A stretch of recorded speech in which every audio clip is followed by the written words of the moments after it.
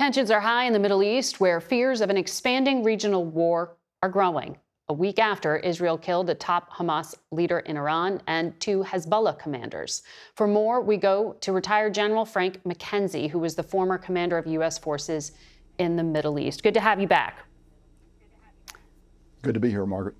General, we've talked a number of times in recent months, and the scenario you have flagged as the most concerning is one it seems we are on the brink of, and that is Lebanese Hezbollah entering this conflict potentially in a significant way.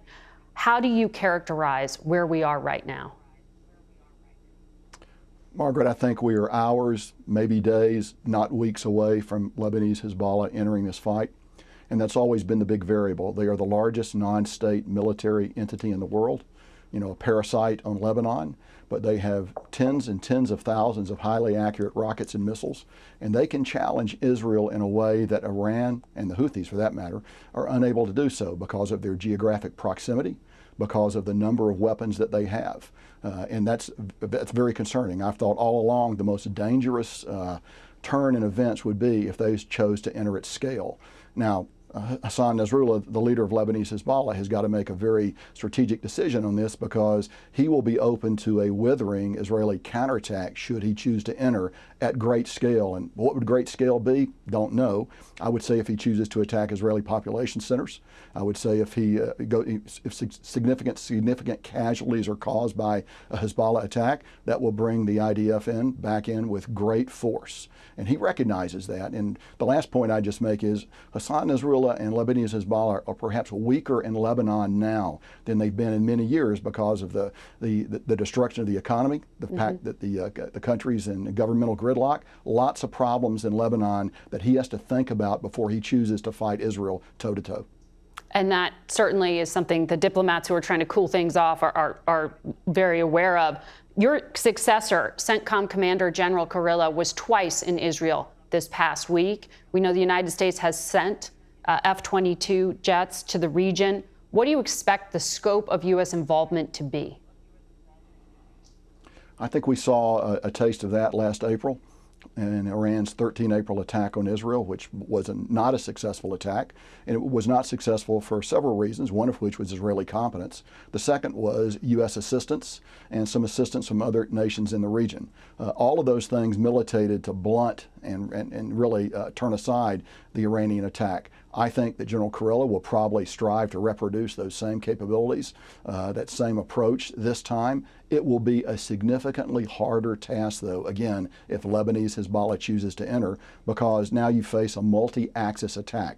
Iran from the east, Lebanese Hezbollah from the north. I'm sure Hamas will chime in to the limits of their ability, and the Houthis will come in. So it will be a significant test for Israel. We are committed to their defense. I think that Central Command has done a great job of assisting them as they prepare for this attack, which I believe is imminent. Is imminent. You would expect to see U.S. jets in the air there intercepting as they did last time?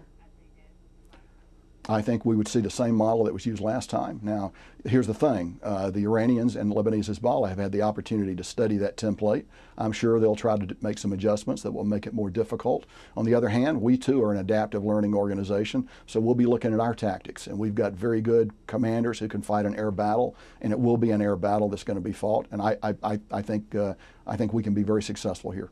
Do you think the U.S. strategy of trying to focus in on August 15th and a ceasefire in Gaza should still be the centerpiece for lowering tensions throughout the region?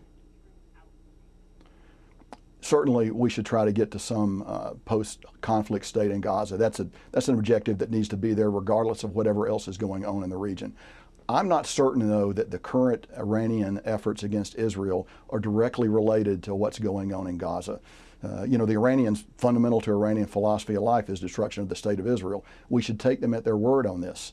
They're not actually going to attack or come into conflict with Israel because of what's going on in Gaza. Their reasons are the existence of Israel itself, and those transcend anything going on in Gaza.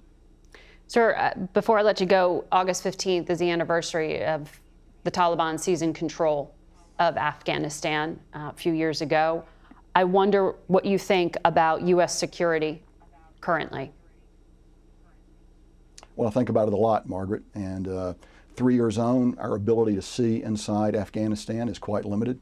The violent extremist organizations characterized by ISIS-K and other groups, we believe they're actually expanding. They carried out a successful attack in Russia a few months ago. I am concerned about the growth of those organizations, and I'm concerned about the relative lack of our ability to see what they're doing and act against them should it prove necessary to do so. So I think we're in a weaker state now than we were a year ago or 2 years ago, and I'm concerned about the future.